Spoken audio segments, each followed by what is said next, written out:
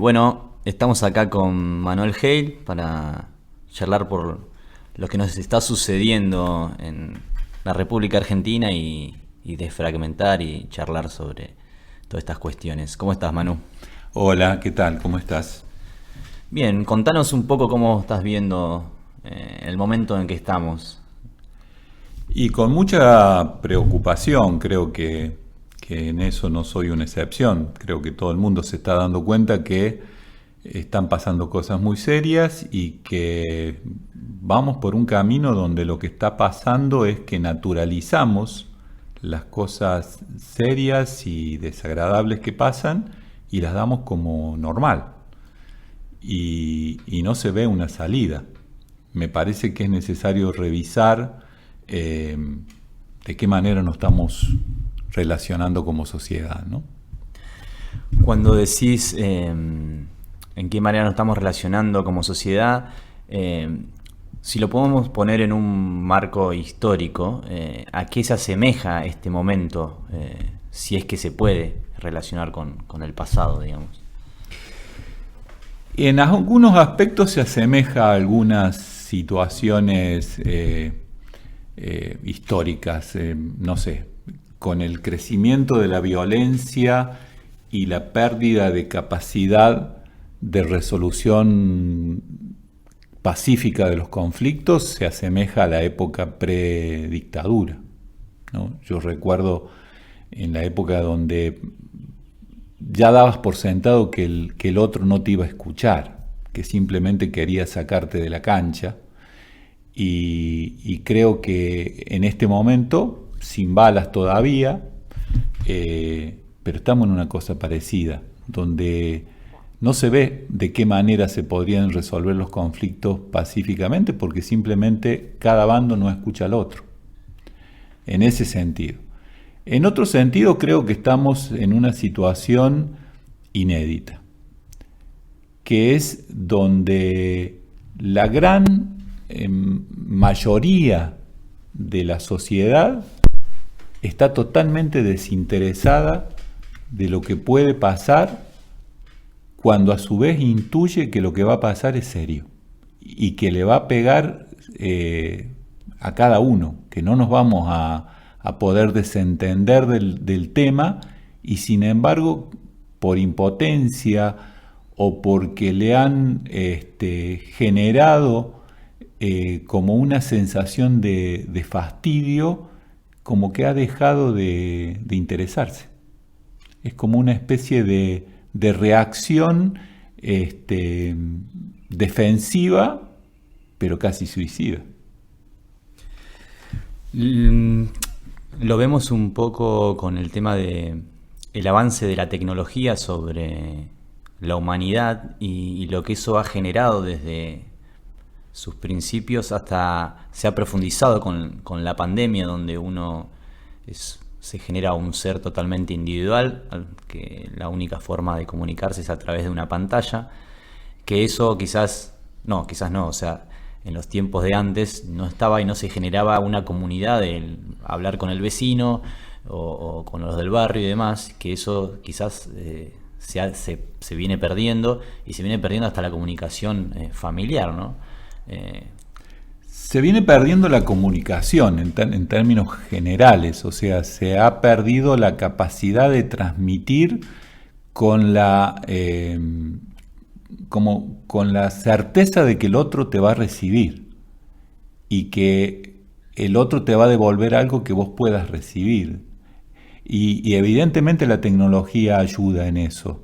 La tecnología ha generado como una especie de impotencia, ¿no? Como una especie de sensación de que yo no puedo modificar esto, que es tan grande, es tan complejo, es tan inabarcable, que yo, individuo, no tengo nada que hacer ahí más que someterme. Es parecido al mecanismo del famoso del indio bailando la danza de la lluvia, ¿no? Él bailaba la danza porque le dijeron que eso iba a hacer llover. Después, si llovía, bien. Si no llovía, tampoco podía hacer nada. No sabía cómo hacerlo. Nosotros estamos frente a esa misma situación.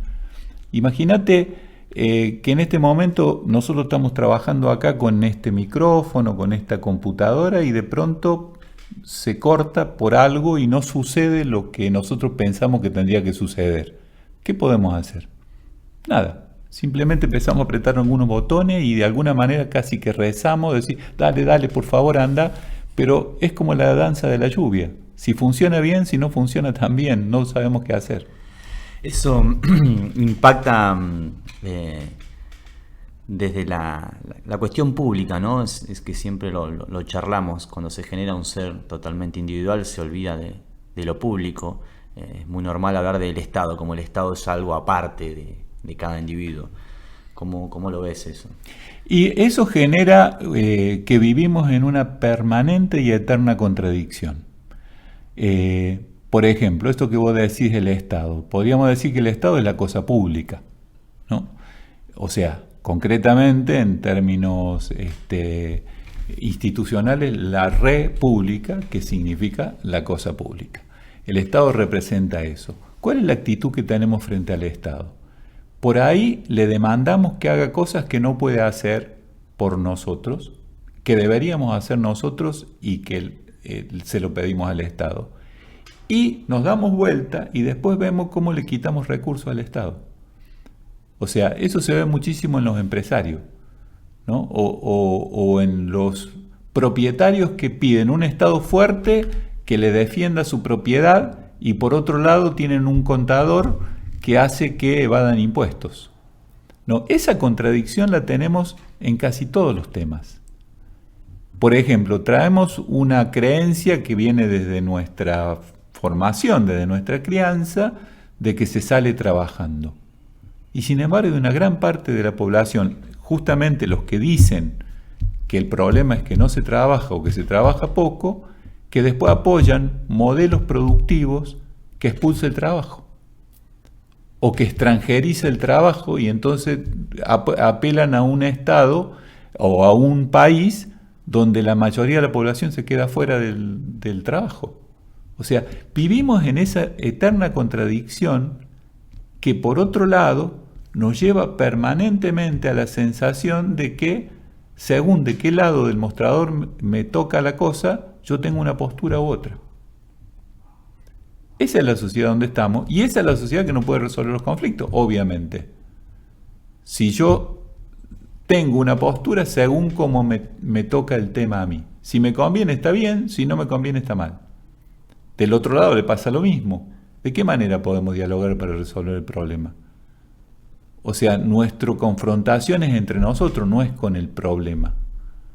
Por ejemplo, ahora viene una época donde se va a decidir en dos modelos de país absolutamente distintos en las elecciones. Totalmente distintos. Sin embargo, cada una de las posturas le pide a esos modelos algo que el modelo no contempla. O sea, como te digo, la derecha, digamos, ¿qué pide? Un país ordenado, en paz, donde todo el mundo trabaje. Y a su vez lo que dicen es que van a sacar las leyes laborales, que van a precarizar las jubilaciones y que van a abrir el mercado absolutamente como para que entren los productos, o sea, como para que entre el trabajo extranjero. Entonces, ¿cómo podés lograr la paz a partir de ahí? Salvo que quieras hablar de la paz de los cementerios, donde el que te molesta está muerto. O sea, pero del otro lado pasa lo mismo. Del otro lado se habla de que queremos un país productivo y que por lo tanto para eso necesitamos distribuir mejor la riqueza, necesitamos generar leyes y acuerdos. Ahora, cuando vos lo ves que van a la situación concreta, cuando van a la decisión concreta, en realidad lo que están haciendo es tomar modelos que eternicen los mecanismos que nos trajeron hasta acá. O sea, los mecanismos donde hay sectores que están privilegiados en el sentido de cuidados, entre comillas, pero que no salen nunca de esa precarización, justamente porque están cuidados. O sea, creo que hay que barajar y dar de nuevo socialmente. A eso me refería, que tenemos que revisar cómo nos estamos relacionando como sociedad. Hay un fuerte ataque desde, podríamos decir, época neoliberal, comienzo 76 y después se profundiza en 90, a la salud pública y a la educación pública, en lo cual eso va generando una desigualdad de aquel que no puede acceder a lo privado, y se va generando una brecha cada vez más grande. Quizás vos, Manus, viste otra Argentina, otra sociedad, y hoy en día estamos en un momento de bastante tensión en ese lado. ¿Cómo puedes ver estas cuestiones, ¿no? En el corto, mediano y largo plazo, si podríamos? Yo creo que hay momentos de la historia donde se reparten las cartas por varias décadas. Y en el 45, a partir de la Segunda Guerra Mundial y la destrucción de lo que había sido la Organización Mundial hasta ese momento, y el papel que jugaba Argentina en ese momento, se produjo una distribución de cartas. Y en ese caso fue a favor del pueblo, digamos, porque estuvo el peronismo. Y usó esos recursos que le dio esa oportunidad histórica para hacer un salto de calidad en la vida de la mayoría de la gente. De ahí vino un país de derechos, ahí vino la educación pública, ahí vino la salud pública a la que vos te referís, y ahí vino una serie de leyes que pusieron un piso desde el cual no se podía bajar. O sea, el más, digamos, precario de los argentinos estaba en un piso de cierta dignidad. Yo conocí ese país. Cuando yo era chico, había pobres y ricos. Ahora, no había miserables. Los pobres eran dignos. Había un país de casi pleno empleo, por lo tanto, el que no tenía un empleo fijo, por lo menos con changa, vivía bien. Y todos íbamos a la escuela, a la misma escuela, con el mismo guardapolvo, con el mismo programa y con las mismas posibilidades, porque con un par de cuadernitos y y algunos útiles, como se decía en ese momento, estábamos todos iguales. Después uno podía tener una Bic o podía tener una Parker, pero todos escribíamos. Ese país se empezó a comer, como vos decías, a partir del 76 principalmente. Ahí nos pegaron un gran bocado. Y yo quiero llamar la atención sobre esto. ¿Dónde empieza realmente la degradación? En la cabeza de la mayoría de las personas, en el sentido común. En el 76 por primera vez se rompe el tejido social. Por primera vez la mayoría de la gente siente que a alguien le está pasando algo malo y tiene que mirar para otro lado. Por primera vez se instaura una especie de traición ciudadana. Yo escucho ruidos en el departamento del lado y bajo la persiana, no me quiero enterar. Eso instaura la dictadura. En el sentido común instaura la delación, la traición al otro, la pérdida de la solidaridad básica que cuando yo era chico existía. Yo vivía en un pueblo, la mayoría de la gente se conocía. Y no es que no había gente que se llevara bien o mal con algunos, que tuvieran mejor o peor onda entre ellos. Ahora, si había un problema serio, todo el mundo estaba para ayudar. Eso se rompió a partir del 76. Después fueron otras épocas. Después vino en los 90 e instaló la pérdida de autoestima como sociedad. Empezamos a pensar que lo de afuera estaba bueno, que lo de acá era todo malo, que había que traer cosas de afuera, que si era posible los pibes empezaron a pensar en irse afuera. Empezaron a rompernos la autoestima como pueblo. Y así siguieron avanzando. Y creo que hoy estamos en una situación muy mala como sociedad, donde no creemos en nosotros y donde dejamos de creer que somos capaces de resolver pacíficamente los conflictos. Eso significa que estamos perdiendo la democracia. Eso es un ataque total de los medios de comunicación concentrados y el poder que siempre está ahí, que nunca se sabe bien de dónde viene o quién controla eso. Pero esto atacará, digamos, a nuestra soberanía y a todo lo que hablamos del cuidado del medio ambiente y todo lo que sucede cuando no hay las reglas claras legalmente en un país de esta manera, en la cual ciertas empresas de afuera no les permiten hacer cuestiones de contaminación en sus lugares y trabajan de una manera en Latinoamérica o África con total libertad, digamos. Es que a partir de que nos comieron el sentido común, nos fueron comiendo también, obviamente, institucionalmente. A ver, en 76 necesitaron cooptar a los militares. Necesitaron poner a los militares en contra del pueblo para robarnos una gran parte de nuestro bienestar. Después se dieron cuenta, por los desastres que hicieron los militares y que ya no era posible. Entonces, ¿qué hicieron? Cooptaron a los jueces y a los medios de comunicación. Y si nos ponemos a ver, eso no es en Argentina, eso es en toda Latinoamérica. Te diría en todo el mundo, porque lo mismo está pasando en España, en Italia, que están teniendo gobiernos de ultraderecha en base a ese mismo mecanismo. Te cooptan primero el sentido común de la gente, le hacen pensar en contra de sí misma, con ese individualismo atroz, con esa pérdida de autoestima como pueblo, se va perdiendo el Estado-Nación, ahí se pierde la soberanía. Cuando yo pienso que el lugar donde vivo somos todos vagos o somos todos una porquería o esto acá no va a funcionar nada bien, ¿cómo vamos a hablar de soberanía a partir de ahí si yo ya no creo en esa nación? Y eso instalaron. Después, junto con eso, cooptaron a los jueces y a los medios de comunicación para que sigan ese destrozo interior de la autoestima como pueblo. Entonces, a partir de ahí vienen las otras situaciones.